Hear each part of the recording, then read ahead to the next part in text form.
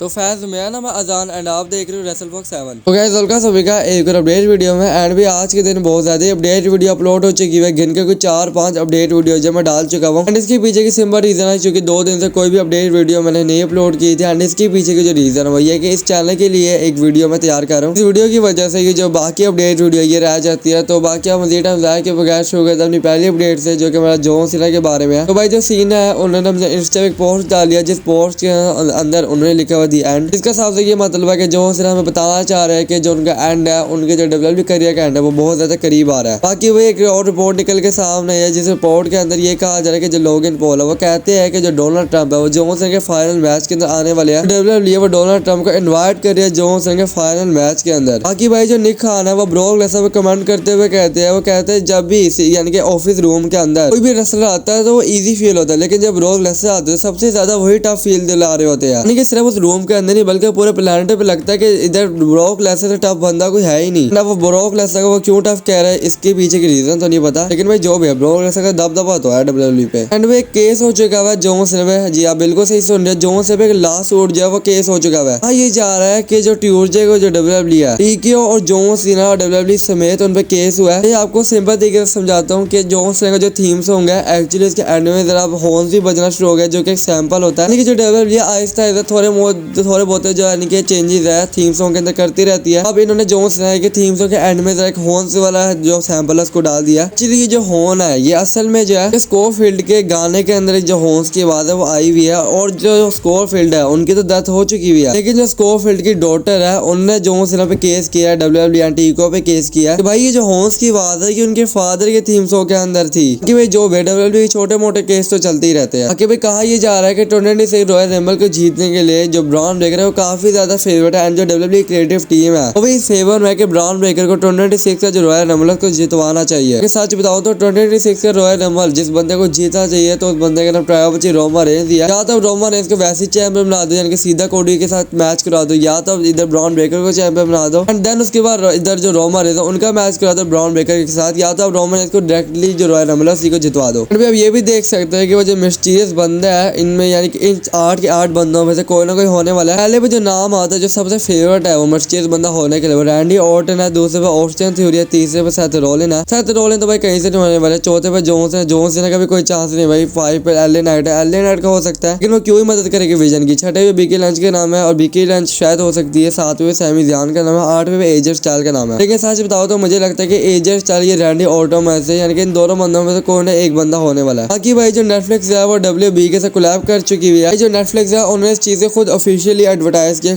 इस चीज को ऑफिशियली अनाउंस किया कि अब वो डब्ल्यूबी के साथ कोलैब कर चुकी हुई है। बाकी भाई जो मैडिसर है उन्होंने सर्वाइवर सीरीज के मैचेस को रेट किया, आप लोग देख सकते हो। उन्होंने वुमेन वार गेम्स के मैच को 2.75 की रेटिंग दी है and John Cena versus Dominik style के मैच को 3.25 की रेटिंग दी है। अपनी वाका निकी बेला के मैच को 1.25 की रेटिंग दी है एंड सबसे ज्यादा जो रेटिंग दी है मैडिसर की तरफ से मैच वार गेम्स मैच को दी है, जिसकी रेटिंग 4.25 की है। बाकी भाई इधर एक और रिपोर्ट निकल के सामने है सेथ रोलिन को लेकर, जिस रिपोर्ट के अंदर कहा जा रहा है कि जो सेथ रोलिन आपको रेसलमेनिया 42 से पहले देखने को मिल जाएगा। हो सकता है कि रेसलमेनिया 42 के अंदर जो सेथ रोलिन है उनका एक मैच भी सेट हो जाए, किसके अगेंस्ट ये बात अभी तक पता नहीं चली। कहा ही जा रहा है कि सेथ रोलिन जो उनका मैच आपको देखने को मिल सकता है रेसलमेनिया 42 के अंदर। बाकी भाई बात कर लेते हैं आज के स्मैकडाउन के बारे में। तो भाई आज रात के स्मैकडाउन पे आपको कोडी रोड्स देखने को मिलेगा and LA night versus Gunther का एक टूर्नामेंट मैच जो है वो भी देखने को मिलेगा। तो भाई इस वीडियो को इतना ही था, मिलता है सुबह स्मैकडाउन के रिव्यू वीडियो के अंदर। अभी के लिए टाटा।